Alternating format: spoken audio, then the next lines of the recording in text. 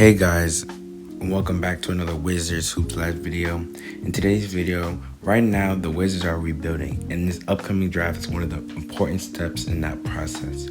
They have multiple picks and a chance to add real young talent, but making the wrong decision here could slow down the rebuild process for years. So today I'm running a full mock draft for the Wizards and breaking down exactly who they should take with every pick. Let's start with their first pick. So right now we're gonna start the draft and we're gonna be picking for the Wizards.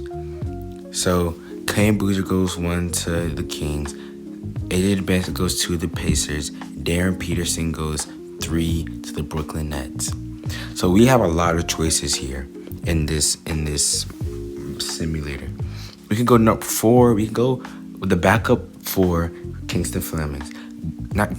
Caleb Wilson. Amazing backup to Anthony Davis in case, as he is injured often. We could have a great backup. Long, tall defender, great rim protector, athletic, can run up and down the court.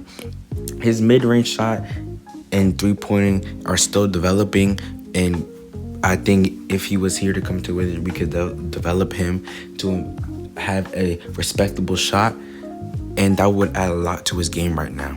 Then we can also go Kingston Fleming, that backup to Trae Young. If we don't see Trae Young as a long-term point guard fit here, he would fit right behind him, learn from him.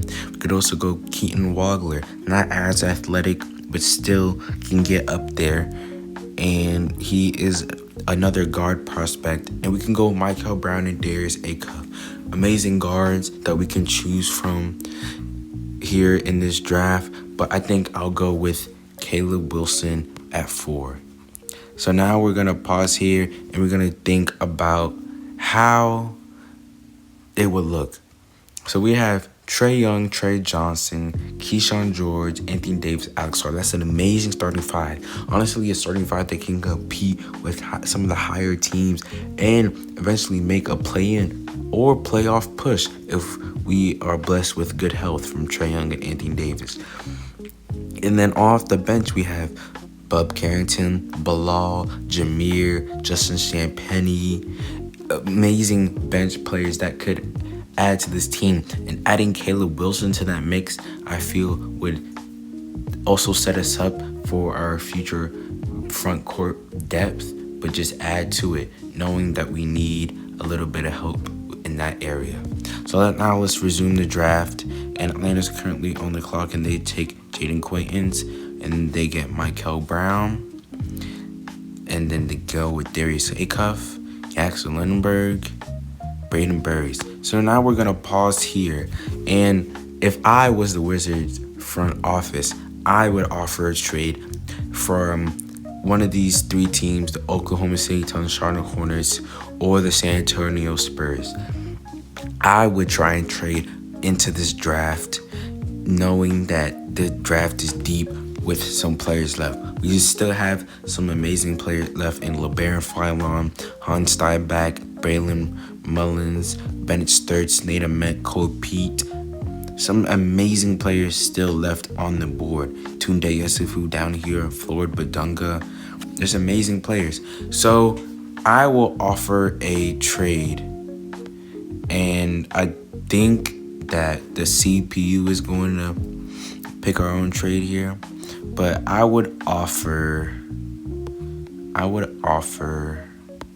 our 2030 round 1 pick and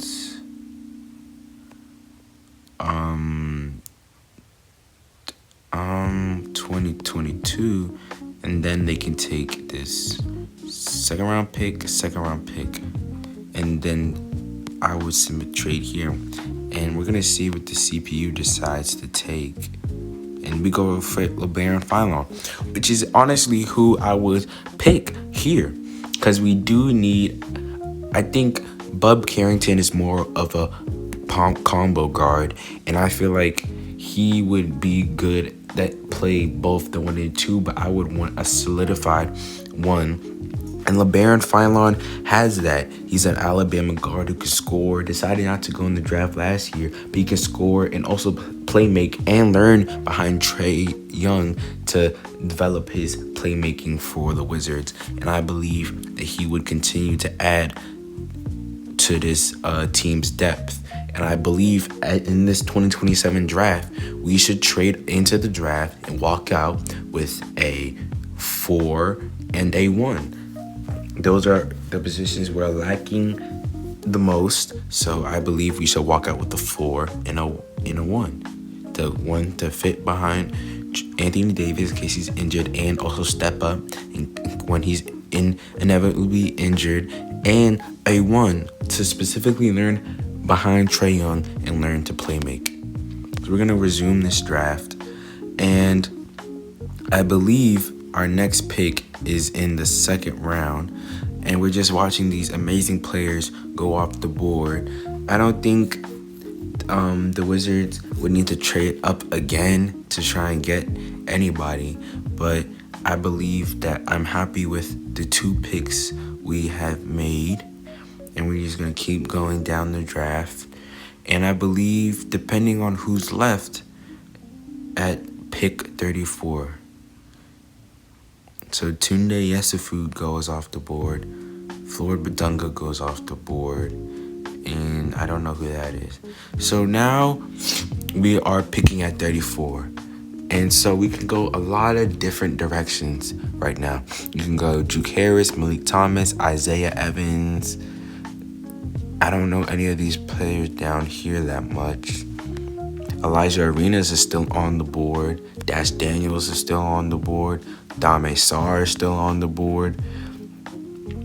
So right now, I think I'm considering Dame Sarr, Dash Daniels, Elijah Arenas, and Isaiah Evans. Now, Isaiah Evans is a movement shooter who has some ball handling upside, more in that combo guard shooter area. I know that for a fact. And we could use that here. I wonder if it would be a bit redundant to have him and Bub Carrington at the same time. I know Elijah Arenas is coming out at USC as a guard. You know, I'm not sure if I haven't seen much film on him, but I know he has some upside. Dash Daniels defensive upside, and then Dame Sarr. I'm considering Dame Sarr and Isaiah Evans from Duke, amazing Duke players. Dame Sarr just has that tall, lanky wing upside and defensive upside, which I believe would pair nicely with Bilal Coulibaly. So I will go with Dame Sarr. And now I don't believe we have any more picks left. So thank you guys so much for watching. And make sure to like and subscribe for more daily Wizards content. And I'll see y'all in another video.